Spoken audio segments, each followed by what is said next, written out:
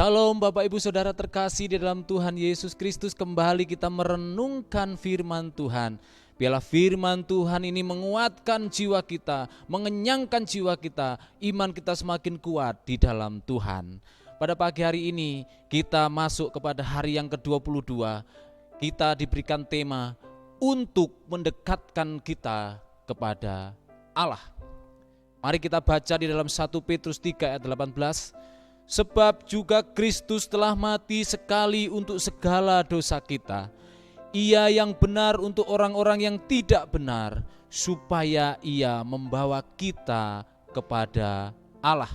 Kemudian kita baca di dalam Efesus 2 ayat 13. Tetapi sekarang di dalam Kristus Yesus kamu yang dahulu jauh sudah menjadi dekat oleh darah Kristus.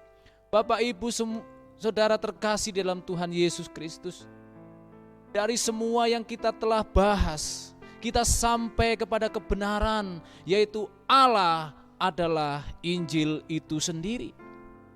Injil berarti kabar baik. Kekristenan adalah kabar baik, bukan semata teologi. Lalu apa kebaikan yang utama di dalam kabar baik tersebut? Semua berujung pada satu hal, yaitu Allah sendiri. Seluruh perkataan dari Injil mengarah kepada Dia. Karena jika tidak demikian, perkataan tersebut tidak bisa disebut Injil. Sebagai contoh Bapak Ibu Saudara, keselamatan bukanlah kabar baik jika hanya menyelamatkan kita dari neraka, tetapi tidak menyelamatkan kita dari Tuhan. Pengampunan bukanlah kabar baik jika hanya melegakan rasa bersalah, tetapi tidak membukakan jalan kepada Tuhan. Pembenaran bukanlah kabar baik jika hanya membuat kita tidak bersalah secara hukum di hadapan Allah, tetapi tidak menghasilkan persekutuan dengan Allah. Penebusan bukanlah kabar baik jika hanya membebaskan kita dari perbudakan dosa, tapi tidak membawa kita kepada Allah.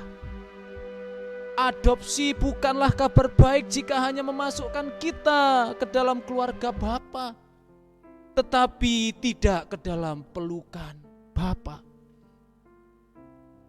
Hal ini sangat penting Bapak Ibu Saudara terkasih dalam Tuhan.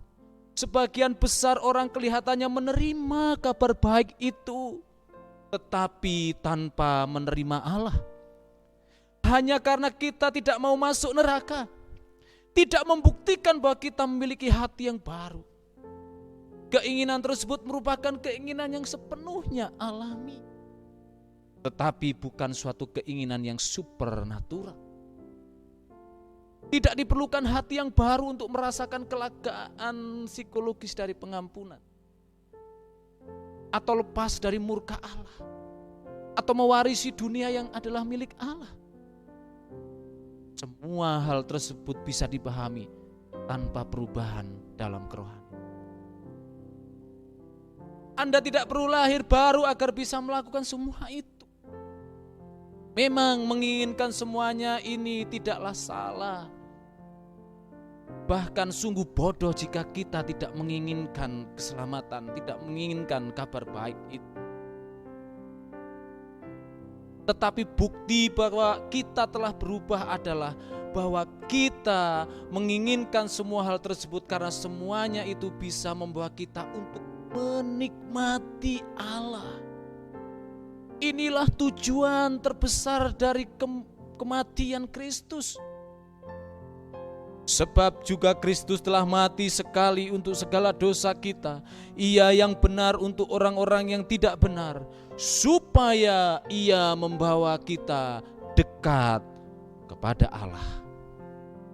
Mengapa hal ini kemudian merupakan esensi dari kabar baik? Sebab kita diciptakan untuk mengalami kebahagiaan yang penuh dan kekal yang dihasilkan oleh penglihatan akan kemuliaan Allah. Jika sukacita kita berasal dari hal yang lain, kita menjadi penyembah berhala dan Allah tidak dimuliakan. Dia telah menciptakan kita sedemikian rupa agar kemuliaannya terpancar dari sukacita kita di dalam kemuliaan itu. Injil Kristus adalah kabar baik yang nilainya setara dengan nyawa anaknya. Allah telah melakukan segala hal yang perlu untuk mempesona kita dengan hal yang membuat kita bahagia untuk selamanya, yaitu dirinya sendiri. Jauh sebelum kedatangan Kristus, Allah telah menyatakan dirinya sebagai satu-satunya sumber kebahagiaan yang penuh dan kekal. Pemazmur berkata, Engkau memberitahukan kepadaku jalan kehidupan. Di hadapanmu ada sukacita berlimpah-limpah. Di tangan kananmu ada nikmat senantiasa. Sesudah itu dia mengutus Kristus untuk menderita, supaya ia membawa kita kepada Allah. Esensi Injil adalah membawa kita kepada Allah. Ini berarti dia mengutus Kristus untuk memberi kita sukacita terbesar yang bisa dimiliki manusia. Dengarlah panggilannya. Menjauhlah dari menikmati kesenangan dari dosa, dan mendekatlah kepada nikmat senantiasa, yaitu mendekat kepada Kristus. Penderitaan Kristus di atas kayu salib telah membuka jalan bagi kita untuk bisa mendekat kepada Allah. Tetapi betapa bodohnya kita ketika kita menjauhkan diri dari Allah, padahal Allah telah membuka jalan untuk kita mendekat kepadanya. Oleh sebab itu pagi hari ini Bapak Ibu Saudara, mari bersama-sama kita berkomitmen. Jalan telah terbuka oleh penderitaan dan sengsara dan kematian Kristus. Oleh sebab itu mari kita bergerak maju dengan penuh sukacita mendekatkan diri kepada Allah. Itulah esensi daripada Injil. Jikalau kita percaya kepada Injil, berarti kita bersiap untuk mendekatkan diri kepada Allah. Tuhan Yesus memberkati.